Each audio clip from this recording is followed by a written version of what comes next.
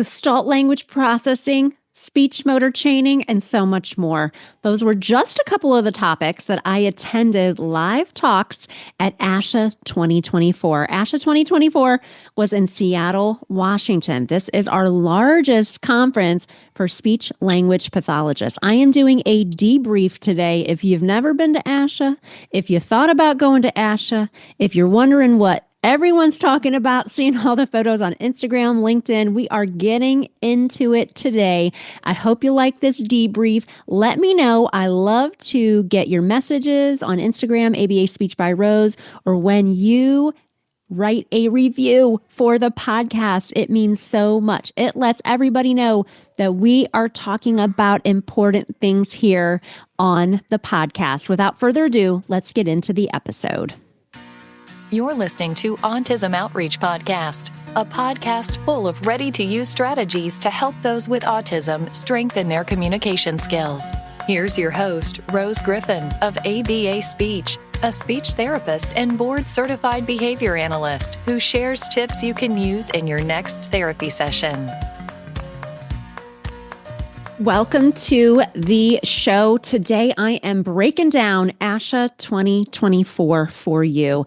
ASHA is our national speech therapy organization, and I went to the annual conference in Seattle, Washington this year, and I'm going to do a brief solo show to let you know about the good, bad, the ugly, everything in between. ASHA is a very large conference. There are about 14,000 to 20,000 attendees every single year of the conference, and you can tell where the conference is going to be 10 years from now. That is how big of a production this particular conference is. I went to my first ASHA conference when it was in Los Angeles. It was a solo mission, as most of my things here at ABA Speech are, and it's a big deal to go to these conferences and meet people and learn and go to the exhibit hall. There's just a lot that goes into attending an ASHA conference. And this particular conference, I attended. I just attended. I did not give a talk. I did not get a booth. I was there to really kind of network and learn.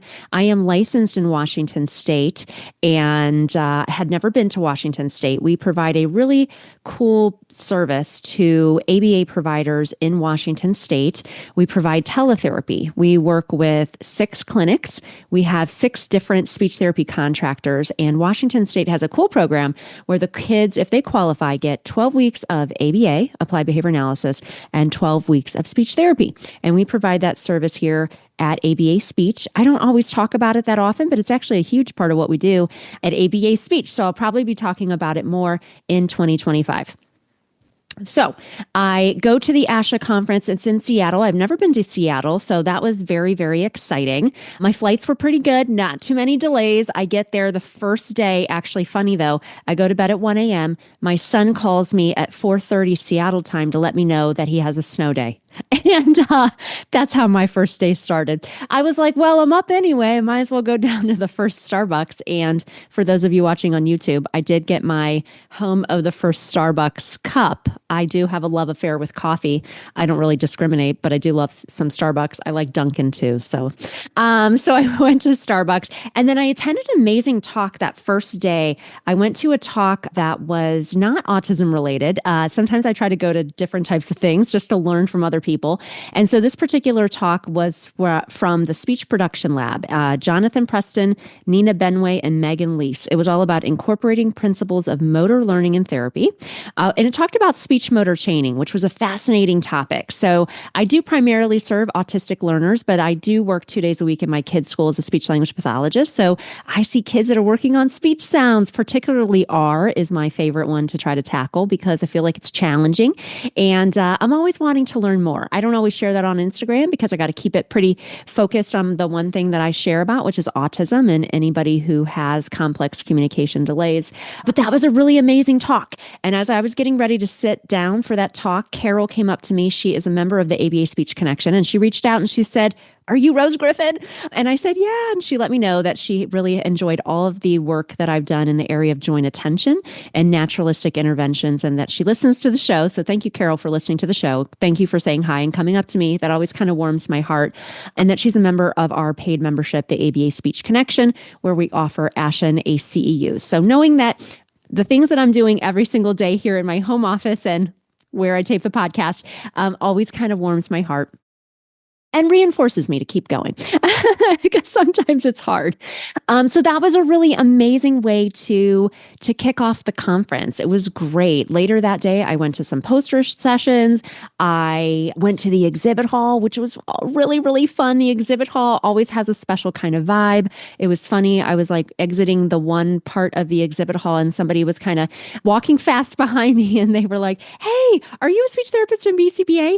And funny enough, it was a board certified behavior analyst at the ASHA conference. There are people who are BCBAs who attend and duly certified folks as well. So that evening I went to a reception for CEU providers, which kind of sounds boring, but when you're providing ASHA CEUs, there's a lot of work that goes behind the scenes to set up courses, to make sure that you get all your certificates, to make sure that your data is reported correctly and all of those things. So we had a really great time talking about really nerdy topics like your LMS, your learning management system, what you're using.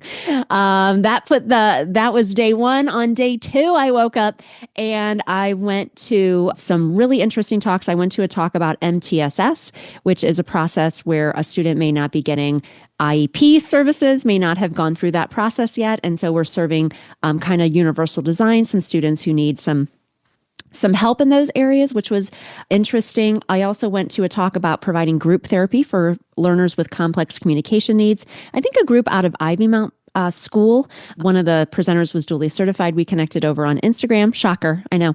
I spent a lot of time over on Instagram. And it was a really awesome course about just breaking it down, how they set up their groups, how they have the participation, like who's ready to participate on that day. I thought that was a really cool. And I'm hoping to maybe get them on the podcast here in 2025.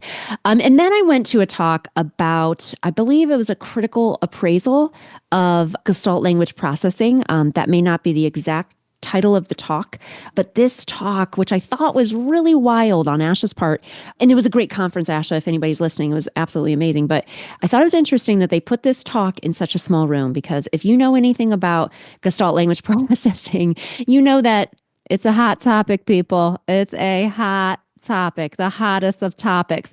I would think that this would be in a ballroom-sized area, but it wasn't. It was in a small little room, and I didn't get there early enough to be in the actual small little room with the speakers, so I didn't get to meet anybody in person, but I was in the overflow. And what was crazy is that when you go to these conferences that are that large, what's cool is ASHA does a great job of saying like, okay, it's an overflow. Now these are the overflow areas, and you get a little headset. You can watch all the slides. And I've talked about the research or lack thereof robust research for gestalt language processing, which is making it really difficult for a lot of speech language pathologists and board certified behavior analysts to collaborate regarding this topic. And so I was really interested to hear more about it. They talked about there's a review that's coming out of the research that's available, or a lack thereof research.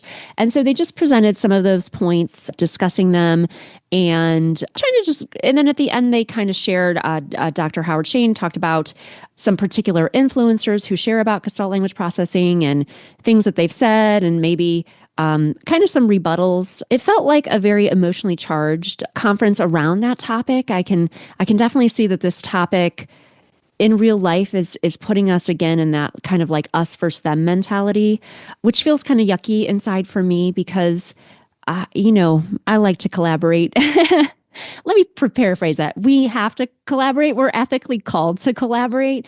And so I can tell that this topic is really emotionally charged. And it was really something to see at the ASHA conference. I felt like you could see people, in the audience, just certain points of the talk, seeming upset about some of the information that was provided. And there were a lot of talks that were, pro gestalt language processing. I did not attend any of those talks, but I knew that they took place. And so it's something that is really kind of a buzz in the field. And we have talked about it a little bit here. I had Sari Risen on last December to talk about gestalt language processing. That was an interesting episode. Sorry, is great information. And I have talked about it in our ethics course this year, where we talk about collaboration around the ideas of gestalt language processing, verbal imitation, and AAC, to say that, you know what, gestalt language processing is not going anywhere. This is a huge thing in the field of speech pathology. And we as speech therapists and BCBAs really need to find a way to come together to collaborate around this topic. That's kind of what that talk kind of drove home for me, is that I've already talked about the Broadhead article that gives BCBAs, at least, and I think it's a great resource for speech therapists. I've shared it in my ethics talk. How can we use Dr. Broadhead's framework for providing collaborative, ethical interventions around topics that are hard for us to collaborate around? So I'm kind of, well, come on, I'm type A, extremely type A. So, and I do believe in science. So I like Dr. Broadhead's article. He is going to be on my podcast in 2025. We already had that conversation. He's so cool and just wow. He has done a ton of research in the field. So I really trust him. And he's just a kind person. He's very empathetic. He wants to do what's best for humanity, to be honest. And so I would love to come out with another talk, potentially in 2025, that goes through his framework of like, okay, if we don't know a lot about gestalt language processing, what can we do to learn more about gestalt language processing? Okay, we're going to learn about gestalt language processing. We are going to talk about the research, or potentially the lack of research that is out there, robust research from the BCBA lens, and talk about, okay, I believe this, you believe that. How can we work together? I think what's upsetting is when I see gestalt language processing influencers, I guess, for a lack of a better term, talking about, saying negative things about ABA, or saying that students should take a break from ABA services. I don't like that train of thought. I think that's bad. I also don't like BCBAs who are, slandering people who talk about gestalt language processing. I feel like it's just getting us back to a very us versus them mentality, which I don't like. I clinically think we all lose. It causes a lot of emotional charge in speech therapists, a lot of emotional charge for BCBAs, for parents, and the people that really suffer when we're kind of butting heads about things is we all suffer. Okay. I've seen people say, I'm taking a break from Instagram, I'm taking a break from social media. And I know that it has to do with the conflict that we feel. I feel like it's particularly palpable in the autism community. And I wish that wasn't like that. It wasn't like that when I started in the field. When I started my online business, I didn't have any hate because I was a board certified behavior analyst. If you look back and see who some of the first guests on the show were, I think you'd be completely floored and stunned, because it wouldn't be people that would say yes to an invitation to be back on the show now. There's very much a divide. So I'm all for ethically collaborating. That's a long-winded answer. But there was kind of this mentality at ASHA that felt very conflict oriented, which I didn't really appreciate because I don't really like conflict, to be honest. So there was that. Sorry, I digressed there. I guess it was a big deal for me. And then after that talk, I had lunch with a fellow SLP BCBA that I had never met before. So shout out to her. I also got to meet numerous members of the ABA Speech Connection community, which is so fun for me to meet people in real life. I met Barb, I met Ashley, et cetera, et cetera. So it's really fun for me to meet people who have been, taking courses, are in the membership, this awesome group of like-minded professionals. I'll put a link for our membership in the show notes. I do, from that place of collaboration, have a membership where we are ASHA and ACE approved CEU providers, and we're really trying to learn together and grow. It doesn't mean that we're going to think the same way about things, and I don't think that we need to, but we do need to coexist. This is not going away. BCBAs are growing at a rapid rate, and we're not going anywhere. And I think that we really need to learn and grow together. So that was a really, really nice day. And then the end of that evening, my last night at ASHA, I got to see my friend Lisa Chatler, who's been on the show twice. She was one of my first guests. And then she was also, I believe, on episode 50 or maybe episode 100. She interviewed me one of those milestone episodes, which was really, really fun. And she just kind of took me under her wing when I went to that first ASHA conference in Los Angeles. It was really overwhelming. I was definitely a solo rider back then, did not know anybody. And so it was really cool to see her get a very important award with ASHA. And if you haven't been to the award ceremony at ASHA, that actually is a super bright spot. They talk about all these people doing amazing things for the field. I got to see the Annie Glenn Award be awarded, and it's just really inspiring. That part of the conference made me feel like crying, honestly, tears of joy, because what we do as speech therapists and BCBAs is important work. The work that you're doing every single day is important. Don't let anybody make you feel like it's not. And if you ever feel that way because you're on social media too much, just mute those accounts. You can do it. Just press that mute button or block. But all in all, ASHA was an amazing conference. I really enjoyed it. If you've never been to ASHA, it is really something to experience. I didn't do a debrief show when I first went to ABAI, which is our kind of, I feel like, equivalent for BCBAs, because I didn't have the podcast then, but I've been to that conference too. And it is great. I'm going to be doing a talk about speaking at conferences. I did 11 talks at conferences last year.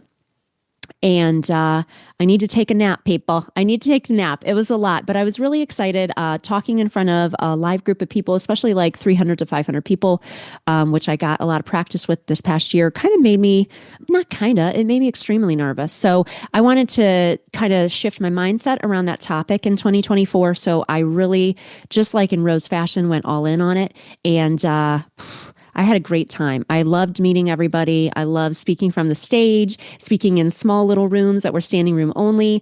I spoke at Pennsylvania, Michigan, Ohio, South Carolina, Autism New Jersey, FABA, et cetera, et cetera. It was really cool. I met a lot of people along the way, and I felt more comfortable and confident sharing my message of really my mission here at ABA Speech is to help all autistic learners find a way to communicate with the world. And that kind of harnesses me and really is not just my mission here at ABA Speech, but it's really just kind of like my life's mission in this work that I do love with its many challenges, but lots of joy along the way. So that talk is going to be in our CEU library at the ABA Speech Connection.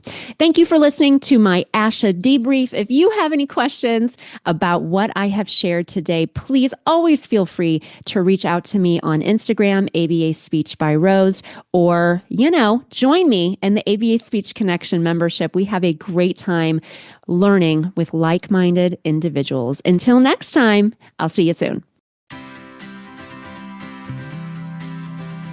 Thanks for listening to Autism Outreach. If you enjoyed the show today, make sure to subscribe so you don't miss an episode full of actionable strategies you can use in your therapy room.